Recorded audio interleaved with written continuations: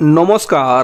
এই ন্যক্কারজনক কাজ একা সিভিক ভলেন্টিয়ার সঞ্জয় রায়ের পক্ষে করা যে সম্ভব ছিল না, এটা যেমন অনেকে মনে করছেন, একই রকমভাবে নির্যাতিতা তরুণী চিকিৎসকের বাবা মাও সেটাই মনে করছেন।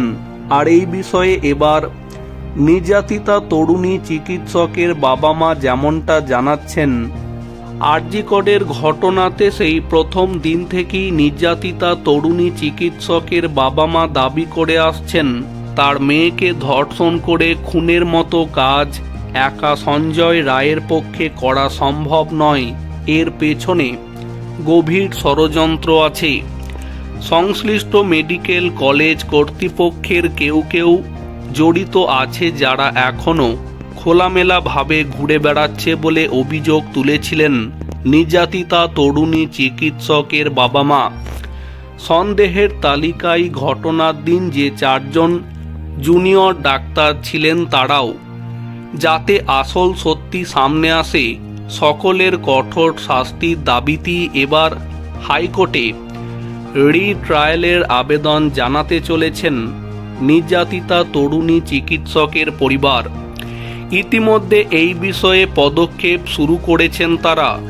মালদার ব্যক্তিগত আইনজীবী তড়িৎ ওঝার সাথে সাক্ষাৎ করেছেন নির্যাতিতা তরুণী চিকিৎসকের বাবা মা। কোন পরিপ্রেক্ষিতে নতুন করে হাইকোর্টে রিট্রায়ালের আবেদন করা যেতে পারে সে বিষয়ে এদিন ব্যক্তিগত আইনজীবী তড়িৎ ওঝার সাথে কথাবার্তা বলেন তারা। এদিন সকালে আইনজীবীর সাথে দীর্ঘক্ষণ কথা বলেন তরুণী চিকিৎসকের পরিবার। নির্যাতিতার পরিবারের সাথে সাক্ষাৎকারের পরে এই বিষয়ে মন্তব্য করেন আইনজীবী তড়িৎ ওঝা। তিনি বলেন, আরজিকরের ঘটনায় কেবল সঞ্জয় রায় দোষী এই যুক্তি কোনোভাবেই গ্রহণযোগ্য নয়। আসলে এই মামলায় যারা প্রথম থেকে যুক্ত তাদের এখনও ধরা হয়নি।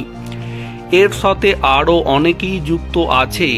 প্রথম তদন্তে কলকাতা পুলিশ যা করেছে সেটির ওপর ভর করে পরবর্তীতে সিবিআই চার্জশিট দিয়েছে। আইনজীবী আরও বলেন, শিয়ালদহ আদালতে 37টি প্রশ্ন দেওয়া হয়েছিল। পাশাপাশি উচ্চ আদালতেও 54টি প্রশ্ন দেওয়া হয়।